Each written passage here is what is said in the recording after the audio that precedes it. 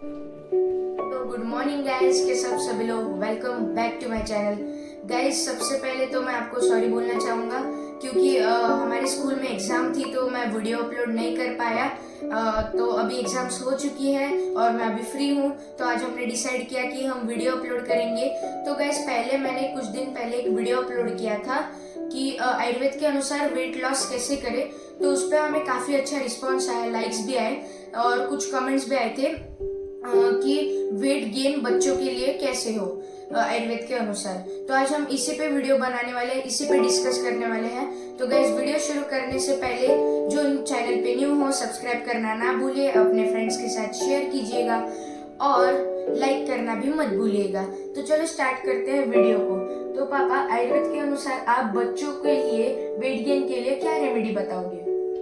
नमस्कार, मैं डॉक्टर अतुल जैन आप सभी का स्वागत करता हूँ। आयुर्वेद के अनुसार जो हेल्थ सीरीज हमने चालू की है उसमें आज का विषय हम ले रहे हैं बच्चों में वेट गेन कैसे करना चाहिए। तो ये बहुत ही सिंपल और सादा सा विषय है। वेट लॉस तो बहुत लोगों के लिए ज़रूरी है, लेकिन वेट गेन कितने लोगों के लिए ज़रूरी है ये आप लोग यानी ये कर सकते हैं। ज़्यादातर बच्चे ऐसे कहते हैं कि बच्चे यानी हम जो एक डेफिनेशन करते हैं चिल्ड्रंस की, तो 16 साल तक हम उन्हें बच्चे या टॉडलर ही कहते हैं। तो उनमें ज़्यादा ये रहता है, पैशनेट रहते हैं वो कि हमारा वेट बढ़ना चाहिए, मसल की स्ट्रेंथ होनी चाहिए।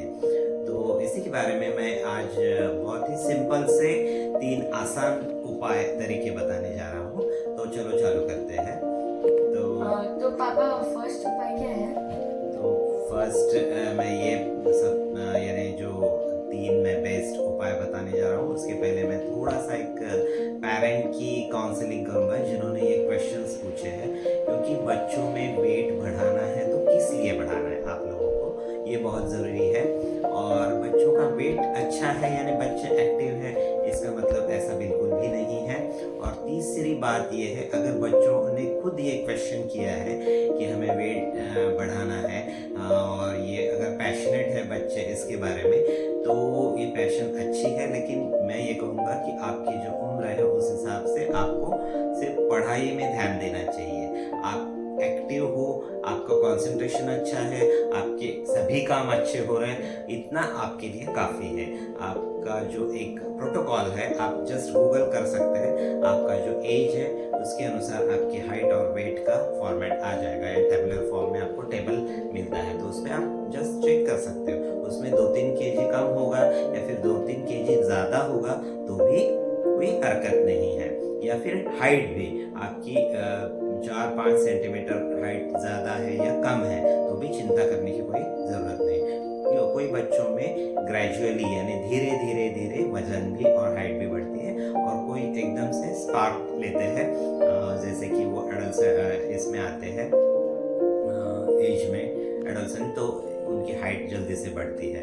तो ये इसमें बहुत सारे फैक्टर्स रहते हैं, जैसे कि हेरिडिटरी भी रहते हैं, जेनेटिकल कंपोजिशन भी रहता है। तो इसके अनुसार आपका हाइट वेट ये सब तय किया जाता है या फिर यानी रहता है, दिखता है। तो इसीलिए ज़्यादा इम्पोर्टेंस देना बहुत ज़रूरी नहीं है। फिर भी मैं एक आसान 3 उपाय बताने जा रहा हूँ। तो उसमें आपने पूछा पहला जो उपाय है तो ये है कि खाना खाते समय आपको डिसिप्लिन मेंटेन करनी है। आपका मतलब यही होगा डिसिप्लिन, यानी खाना खाते वक्त टीवी ना देखे, खाना खाते वक्त बात ना करे और खाना खाते वक्त खाने पे ज़्यादा कंसंट्रेट करे ताकि खाना हमें अच्छे से डाइजेस्ट हो।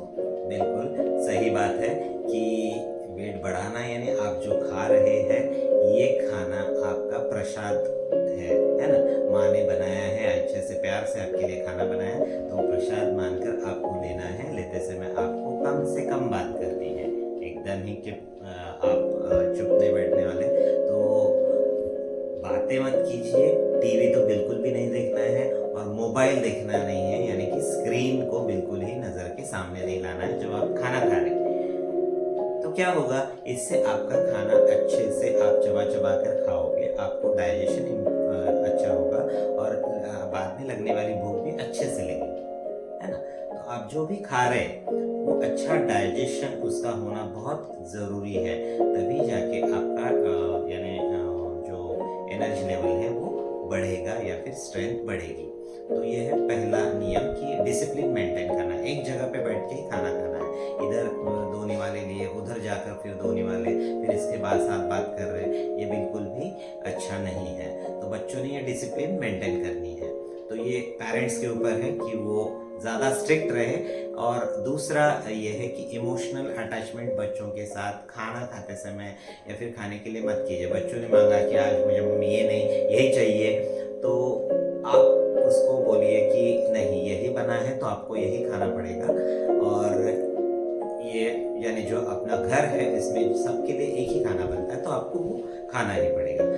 चाहे 2 दिन बच्चा भूखा ना रहे तो भी चलेगा, लेकिन आप थोड़ा सा स्ट्रिक्ट होइए उसके साथ, तो वो अपने आप उसको आदत लग जाएगी। सभी प्रकार का खाना वो अपने आप खाना सीखेगा। ये सब्जी अच्छी नहीं लगती, वो सब्जी अच्छी नहीं लगती, ऐसा कुछ वो बाद में बोलेगा नहीं। अभी थोड़ा सा आपको कठिन जाएगा इस टाइम, लेकिन आगे जाके फ्यूचर में वो उसको अपने आप आदत लग जाएगी। जब वो हॉस्टल पे रहेगा या फिर आगे उसको किसी प्रकार से बाहर जाने पड़ा गांव के बाहर, तो वो खाना भी उसके लिए अच्छा ही लगेगा। तो ये पहला नियम है कि डिसिप्लिन मेंटेन करना है। दूसरा जो नियम है तो उसमें हम कहने वाले थे कि आपको जो है एक्सरसाइज करनी है। तो एक्सरसाइज से आपका मतलब क्या है, कौन सी टाइप की एक्सरसाइज? तो एक्सरसाइज यानी सिंपल है, बच्चों के लिए टाइम बहुत कम रहता है क्योंकि सुबह 8 बजे सबके स्कूल्स रहते हैं और बच्चे देर से उठते हैं। ये सब पेरेंट्स की कंप्लेंट है। 8 बजे वैन या फिर स्कूल बस आते हैं तो वो 7 बजे उठते हैं, फिर ब्रश और नहाते हैं, तो उसमें टाइम ही नहीं मिलता। तो उसमें भी आपको टाइम निकालना है सिर्फ 15 मिनट्स का, और 15 मिनट्स में आपको सिर्फ सूर्य नमस्कार से चालू करना है। सूर्य नमस्कार की 12 स्टेप्स तो आप सभी लोगों को पता ही है, या फिर स्कूल में परफॉर्म भी करते होंगे आप एक पीटी के पीरियड में। तो ये बहुत ज़रूरी है। एक्सरसाइज आप करते हो तो आपकी बॉडी स्ट्रेचिंग होती है और थोड़ा फिजिकल एक्टिविटी बढ़ती है। आपके पूरे शरीर को एक फ्री होना ज़रूरी है, वो भी होता है। तो डेली आपको एक्सरसाइज करनी है, बॉडी की स्ट्रेचिंग करनी है, थोड़ा सा जंपिंग, हाई जंपिंग करना है और सूर्य नमस्कार करना है। इतने से स्टार्ट कर सकते हैं, फिर अनलिमिटेड है एक्सरसाइज। तो आप बहुत सारे एक्सरसाइजेस उसमें आसन भी कर सकते हैं, योगासन भी कर सकते हैं, या फिर हेवी एक्सरसाइज। लेकिन जिम जाना ज़रूरी नहीं है, बच्चों के लिए बिल्कुल भी ज़रूरी नहीं है। 16 साल तक आप जिम ना जाए ऐसा हमारा कहना है, या फिर आयुर्वेद का कहना है। ठीक है, तो घर में आप सूर्य नमस्कार जैसे सिंपल से व्यायाम, जो ताड़ासन है, बॉडी स्ट्रेचिंग करना है, वृक्षासन है, ताड़ासन है, भुजंगासन है, नौकासन है ना, ये सभी आसन और सूर्य नमस्कार सबसे पहले बहुत जरूरी है। उसमें सभी जो जॉइंट्स है पूरे बॉडी के वो अच्छे से स्ट्रेच होते हैं। तो ये एक्सरसाइज दूसरा आपको परफॉर्म करनी है डेली बेसिस पे। तो 15 मिनट्स निकालना बहुत ज़रूरी है।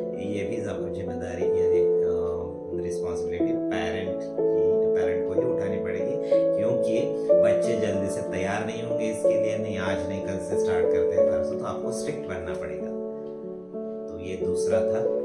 और तीसरा और आखिरी मैं ये बात कहूँगा कि बेस्ट तरीका है कि बच्चों को अभी आपको डाइजेशन इम्प्रूव कराना है, तो अपने डिसिप्लिन मेंटेन की तो अपने आप डाइजेशन इम्प्रूव होगा। बच्चों में ज़्यादा कुछ प्रॉब्लम्स नहीं रहते, भूख लगती है, खाना अच्छे से डाइजेस्ट होता है या फिर नहीं डाइजेस्ट होता है, इसकी तरफ आपका ध्यान रहना चाहिए पेरेंट्स लोगों का, कि वो बराबर यानी लैट्रिन के लिए जाता है, कितने बजे जाता है, कितने देर के बाद आता है, या फिर डेली रूटीन उसका कैसे है, उसी स्पेसिफिक टाइम पे जाता है या नहीं, ये सब आपको ऑब्जर्वेशन करना है। आपको कुछ प्रॉब्लमेटिक लगता है या फिर बच्चा कुछ कहता है तो आप डॉक्टर को कंसल्ट कर सकते हैं। तो ये रहा डाइजेशन के बारे में।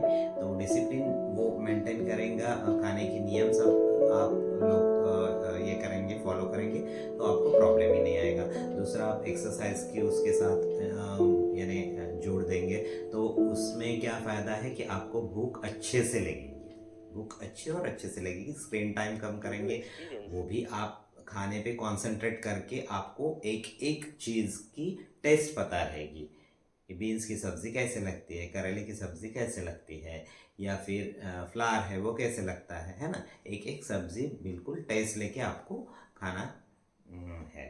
और तीसरा जो है ये हमने बताया है कि एक्सरसाइज, और तीसरा जो आहार ले रहे तो उसमें ये पेरेंट ये ऐड कर सकते हैं कुछ चीज़ें। अगर डाइजेशन अच्छा है तो वो आहार में बच्चों के डाइट में प्रोटीन ज़्यादा मात्रा में, यानी डेली जो रिक्वायरमेंट है प्रोटीन की, उसके अनुसार उसका फुलफिलमेंट हो रहा है या नहीं हो रहा है, इसकी तरफ ध्यान दें।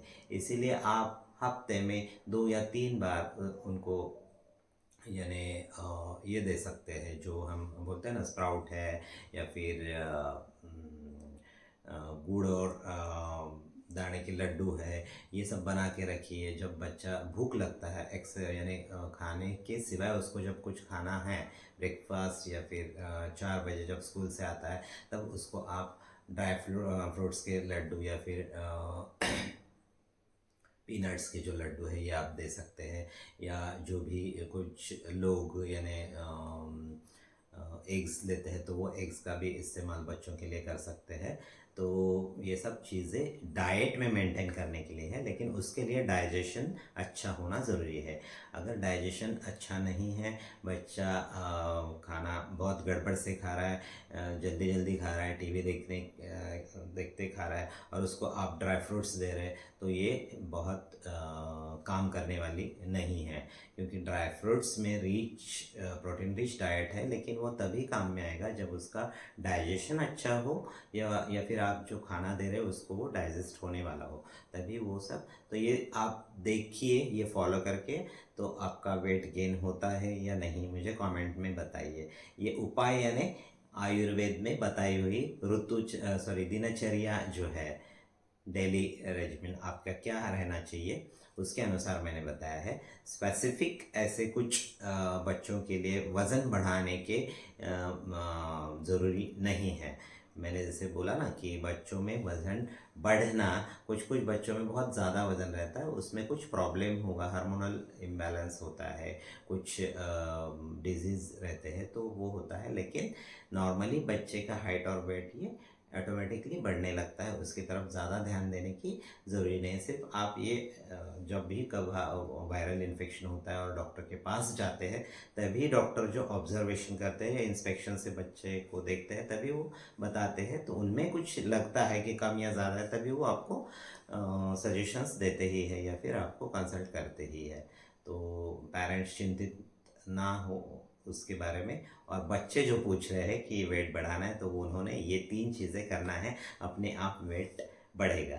और थैंक यू। गाइज पापा ने जो बताया कि बच्चों के प्रोटीन के लिए, तो गाइज हमने इस पे भी एक वीडियो अपलोड किया था, आयुर्वेद के अनुसार बच्चों के लिए बेस्ट प्रोटीन क्या है, तो उसकी भी लिंक मैं डिस्क्रिप्शन में जरूर दे दूंगा। तो thank you so much for watching. मिलते हैं जल्दी की नेक्स्ट व्लॉग में। बाय।